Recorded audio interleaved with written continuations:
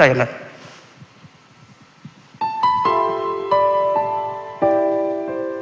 Waktu itu bulan September, kami mendengarkan pemuritan dari Pak Obaja. Pak Obaja menjelaskan bahwa persembahan yang terbaik untuk Tuhan itu berbeda dengan memberikan persembahan kepada manusia. Karena Tuhan adalah Raja di atas segala Raja. Pak Obaja juga menceritakan tentang bagaimana Elia ketika dia memberikan persembahan yang terbaik untuk Tuhan. Elia memberikan air yang sangat dibutuhkan oleh bangsa Israel di masa kekeringan. Tapi justru itu yang menyentuh hatinya Tuhan dan akhirnya hujan pun turun. Saat saya mendengarkan pemuritan itu, dalam hati saya, Roh Kudus berbicara kepada saya. Roh Kudus menginginkan untuk saya memberikan persembahan, yaitu seluruh saldo di rekening saya. Waktu itu berat buat saya untuk melakukan hal itu. Karena saat itu usaha saya baru saja tutup selama 2 bulan dan karena PPKM dan baru buka kembali selama beberapa hari. Dan saya masih memiliki tanggungan 4 bulan sewa yang belum saya bayar. Demikian juga dengan pekerjaan suami saya undangan, belum ada orderan yang masuk dan setiap orderan yang sudah masuk pun semuanya dipending karena tidak ada kegiatan pernikahan. Karena itu keuangan kami saat itu benar-benar drop. Saya berdoa sama Tuhan, berikan saya damai sejahtera. Kalau memang ini dari Tuhan, tolong berikan saya damai sejahtera. Mendengar itu Tuhan jawab saya. Tuhan ingatkan saya tentang kisah Abraham saat Abraham diminta Tuhan untuk memberikan Ishak sebagai korban persembahan. Semalam-malaman dia nggak bisa tidur. Dia mungkin juga nggak merasakan damai sejahtera. Tapi Abraham tetap taat, dia bangun pagi-pagi, dia berangkat melakukan apa yang diperintahkan Tuhan. Saat saya mendengar hal itu, saya masih berat untuk melakukan hal itu. Saya tanya lagi sama Tuhan, saya berdoa, saya tanya lagi sama Tuhan. Bagaimana Tuhan kalau pertolonganmu tidak datang? Saya bagaimana bayar semua tagihan-tagihan saya?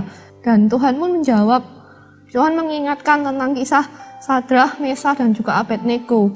Ketika mereka dimasukkan dalam perapian, ketika mereka diminta untuk menyembah berhala, mereka menjawab, sekalipun tidak ada pertolongan dari Tuhan, kami tetap tidak mau menyembah berhala.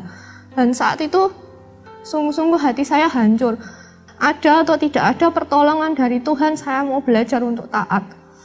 Dan hari itu saya putuskan untuk saya cerita ke suami saya, karena saya mau jadi keputusan bersama. Dan ketika istri saya menceritakan apa yang dia dapat dari Tuhan, saya teringat kisah tentang janda Sarfat dan Nabi Elia. Waktu itu Nabi Elia datang kepadanya dan meminta untuk dibuatkan roti untuk dia makan. Nah, janda Sarfat itu hanya berkata, kami hanya memiliki sedikit tepung dan minyak dalam buli-buli.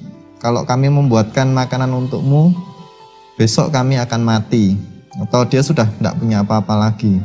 Tapi luar biasanya janda Sarfat itu tetap membuatkan seperti apa yang diminta oleh Nabi Elia.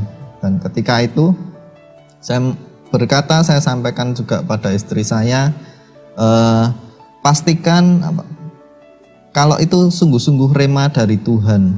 Dan kalau itu memang sungguh-sungguh rema dari Tuhan, ya silahkan dilakukan, silahkan untuk melangkah. Karena toh tidak sampai seperti janda Sarfat, kalau itu dipersembahkan pada Tuhan, besok kita juga masih bisa makan. Dan akhirnya hari itu juga saya mentransfer semua saldo di rekening saya. Dan kemudian saya juga menulis apa yang saya alami itu di HP saya, di notes HP saya. Saya tulis setiap apa yang saya alami, apa yang saya dapat, semuanya saya tulis. Dan di bawahnya saya tulis to be continue. Saya pakai ini sebagai tindakan iman saya bahwa saya percaya akan ada kesaksian yang bisa saya sampaikan. Nah, setelah beberapa hari, hari itu saya kaget. Penjualan hari itu tuh benar-benar naik drastis dari hari yang sebelumnya. Melonjak sampai 4 kali dari penjualan sebelumnya. Dan tidak cuma berhenti di situ. Nah, pekerjaan suami saya, undangan, mulai ada orderan masuk dan setiap orderan yang sudah masuk yang dipending mulai dikerjakan dan ada orderan-orderan baru. Dan setelah itu juga toko online kami yang baru kami rintis, tiba-tiba penjualannya juga melonjak.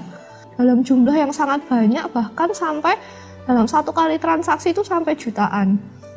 Dan itu berulang kali. Dan bahkan ada satu hotel di luar pulau. Nah, hotel ini baru mau buka. Kami tidak punya channel dengan orang dalam hotel. Orang ini juga belum pernah sama sekali memesan di toko online kami. Tapi dia pesan dalam jumlah yang banyak, dan setelah itu repeat order dan repeat order lagi. Benar-benar kami melihat bahwa itu Tuhan bekerja dalam kehidupan keluarga kami. Jadi saya mengajak setiap saudara, pastikan saudara menangkap setiap rema yang ada di gereja kita, dan terus bertumbuh dalam gereja, kelompok sel, mengikuti pemuritan, dan kami percaya bahwa kita akan semakin diberkati. Beri tepuk tangan yang meriah, saudara.